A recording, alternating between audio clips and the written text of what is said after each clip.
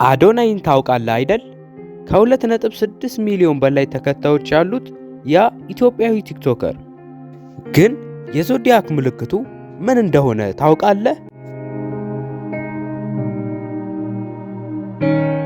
የአዶናይ ስሜት የተለየ ነው። ከሰዎች ጋር ይገናኛል፣ ፈገግ ያደርጋቸዋል እና ሁልጊዜም በሚያደርገው ነገር ላይ ስሜትን ይጨምራል። የሚናገርበት መንገድ፣ የሚንቀሳቀስበት ሁኔታ፣ ቀልዶቹም ጭምር ሁሉም ከፈጠራ የመጣ ነው። እናም ያ ንጹህ የፒስስ ጉልበት ነው። የፒስስ ሰዎች ህልም አላሚዎች ናቸው። ስሜታዊ፣ ጥበባዊና ጥልቅ ምናባዊ ይዘት ብቻ አይፈጥሩም፣ ልብን የሚነኩ ታሪኮችን ይናገራሉ። አዶናይን በጣም ልዩ የሚያደርገው ያ ነው። ስለዚህ አዶናይ መፍጠር የሚችል ብቻ አይደለም፣ እርሱ እውነተኛ ፒስስ ነው፣ ለማነሳሳትና ለመገናኘት የተሰራ።